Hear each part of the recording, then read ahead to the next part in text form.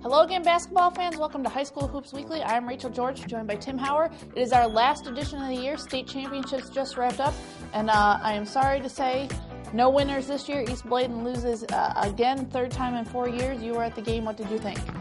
Yeah, I mean, that team they ran into was just had too many players for them. Right. I was live chatting, and I put at one point on there that it's tough to win a game 2-on-5. I said that East Bladen had the two best players on the court, which I think that they did. Yes. But Salisbury's had about 6 players that were better than East Bladen's third, and that's what we talked about all year, is that they needed that third person to step up, and it just didn't happen. Yeah, and definitely Coach Patty Ivers frustrated. It wasn't their best game. Some of the players struggled. It was tough.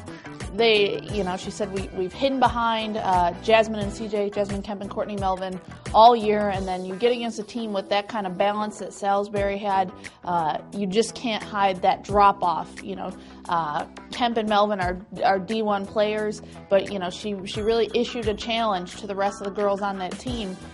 They're only graduating 3 seniors, none of them start, so all of the starters are coming back, but they might not be starters. She's saying we need to get better over the summer for next year if we want to have a chance to come back and try to take the 2A title next year. And it'll be tough, because I was reading on the Charlotte Observer website, and Langston Wirtz had a post on there about how Salisbury's got everybody back, plus a freshman who's already getting ACC interest. Right. So, it's going to be tough for them next year. Because they're going to have to run into the same team probably. Exactly. Well, and talking to Coach Patty Evers this week, we've said they're by far the best girls team in the area, and their conference, the difference between first and second, it's huge.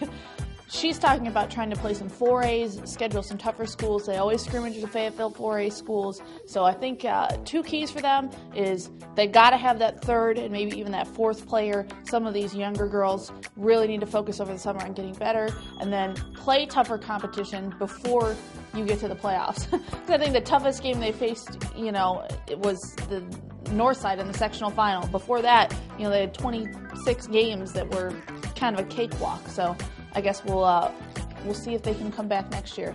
And we should note, because I said we would, you can say it. You were right. Yeah, we'll go back right now to a clip about 3 weeks ago where I predicted that East Bladen was going to lose to Salisbury in the state championship. How will the East Bladen girls finish in the state tournament this year? And Tim Hauer gets to go first this time. All right, this is tough because Patty Evers is one of my favorite coaches, and I really love her. I think she does a great job with them. And they've lost the last 2 years, so my heart wants to say they're going to win it this year, but Salisbury is just so good. They won it last year. We just looked at their stats, really balanced. I think they have like 8 players averaging over 3 rebounds a game. They've got 2 girls averaging double figures, a third one at 8.6, and I think that's where the difference is. East Bladen's got the 2 really good players, but I think depth is what leads Salisbury to the state championship.